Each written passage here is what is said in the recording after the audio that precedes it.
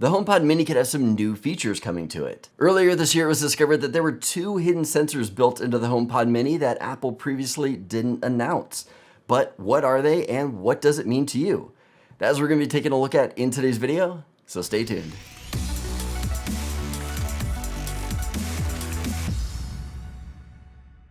Hey everybody, welcome back to another video. My name is Steve from the YouTube channel Steve Does, and I want to thank you for joining me here at reviews.org.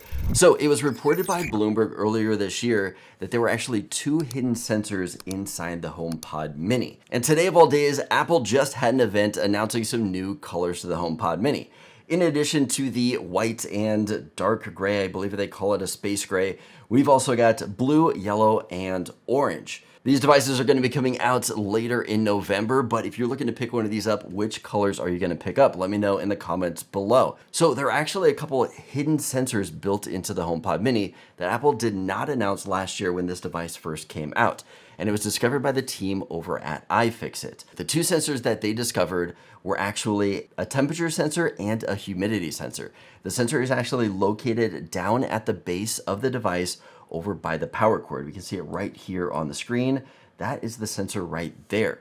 As of right now, the sensor is not activated, so you cannot use it, but Apple did integrate it into the device here for possibly some future automations.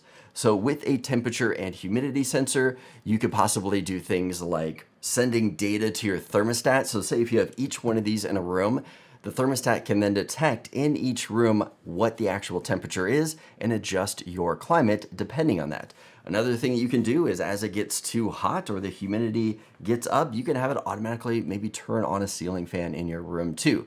So some cool automations that you can do and have this device actually trigger them depending on the temperature or the humidity in a room. So we thought these were pretty cool things and things that we wanted to bring to your attention so you can start the ideas going of what automations you would love to set up with that thing.